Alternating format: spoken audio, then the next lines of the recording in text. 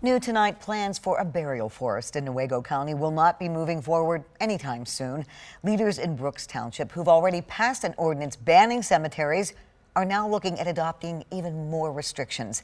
13 on your side's Micah Cho is here with details and reaction on what happened tonight. Micah. Juliet, the Planning Commission in Brooks Township approved amendments tonight to make it more difficult. The owners of the land told me they're extremely disappointed about tonight's vote, but hope their lawsuit against the township board will change things. There are some in Newaygo County who are excited about the idea of a green cemetery. I see the burial forest as a continuation of preserving that area for the butterflies and for all of the people to enjoy nature. However, there are some not fond of it, raising concerns about the location of the site and potential health-related impacts.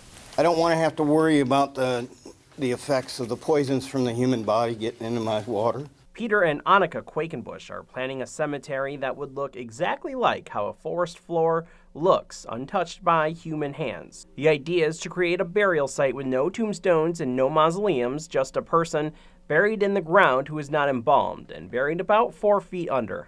The body is in biodegradable things, so that might be simple pine box goes into the ground. It might even be a burial shroud, which is very common in Muslim burials. However, their plans were delayed last June after the Brooks Township Board adopted an ordinance that would ban cemeteries in the township. On Monday, the township's planning commission voted on amendments that would make any cemeteries, whether public or private, illegal. The couple currently has a lawsuit pending against the township board, saying the ordinance goes against their constitutional rights. One commissioner during the meeting was hesitant at the idea of banning all cemeteries within the township. I think the churches should certainly have an opportunity to have some input on this.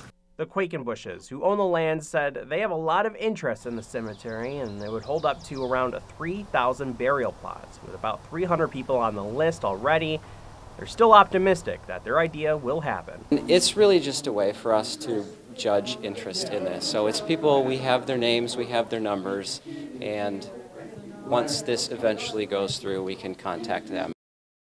Now, this decision is not final. It'll have to go to the township board for approval at a later meeting, which the Quakenbushes say they will be attending. In the newsroom, Micah Cho, 13 on your side.